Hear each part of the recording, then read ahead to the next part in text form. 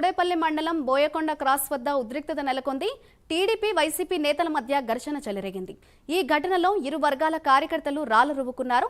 TDP నేత చిట్టిబాబు కారుపై గుర్తు తెలియని వ్యక్తులు దాడి చేశారు. దాంతో ఆయన కారు ధ్వంసమైంది. కారుపై దాడితో వివాదం చెలరేగినట్లుగా తెలుస్తోంది. ఇక విషయం తెలుసుకున్న పోలీసులు ఘటనా స్థలానికి చేరుకుని ఇరు వర్గాల కార్యకర్తలను చెదరగొట్టారు. పోలీసుల రంగ ప్రవేశంతో వివాదం సద్దుమణిగింది.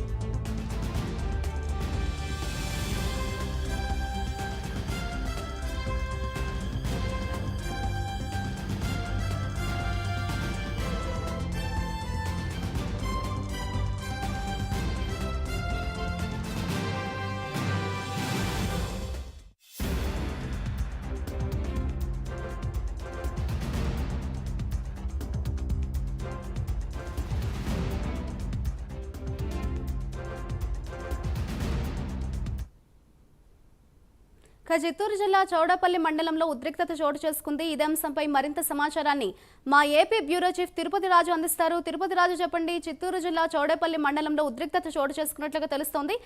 ప్రస్తుతం అక్కడ సిచ్యువేషన్ ఏ విధంగా ఉంది అని అనుకోవచ్చు అంటారు?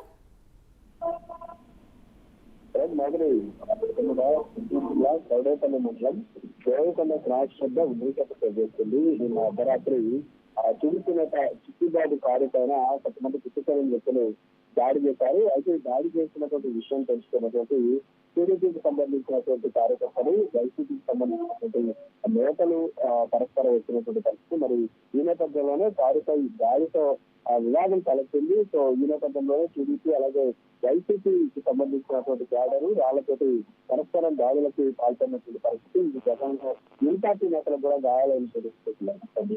అయితే పుంగనూరు నియోజకవర్గంలో ఎన్నికలకు సంబంధించినటువంటి నోటిఫికేషన్ వెలువడిన నాటి నుంచి కూడా ఇప్పటి వరకు భారీ ఎత్తున ఇలాంటి గొడవలు జరుగుతున్నాయి. ఘర్షణ వాతావరణం చోటు చేసుకుంటుంది. ప్రతిరోజు ఏదో ఒక చోట అటు వైసీపీ అలాగే టీడీపీతో పాటు వైసీపీ అలాగే బీసీవై పార్టీకి సంబంధించినటువంటి క్యాడర్ మధ్య ఒక గొడవ అయితే జరుగుతున్నప్పుడు ఒక 2 రోజుల క్రితం బీసీవై పార్టీకి సంబంధించినటువంటి అధినేత బోడే రామచంద్ర యాదవ్ ఆన్వాయితాన్ని కూడా వైసీపీకి కార్యకర్తలు రాళ్లదాడి చేశారు. అయితే తాజాగా ఆ టీడీపీకి సంబంధించినటువంటి కార్యకర్తలతో గొడవ జరిగినటువంటి పరిస్థితి. సో పుంగనూరులో ఆ ఎన్నికలు సజావుగా సాగాలి అనేటటువంటి ఉద్దేశంతో గతంలోని ఎన్నికల సంఘానికి లేఖ రాసినటువంటి నేపథ్యంలో అక్కడ అతి సమస్యాత్మక పోలింగ్ కేంద్రాలుగా దాదాపు 180 పైసలు పోలింగ్ కేంద్రాలను ఏర్పాటు చేసి అక్కడ భారీ ఎత్తున పారామిలిటరీ బలగాలను రంగంలోకి దించినప్పటికీ కూడా ఈ కదింపు చర్యలు అయితే మాత్రం మానటం లేదన్నది కూడా స్పష్టంగా తెలుస్తోంది.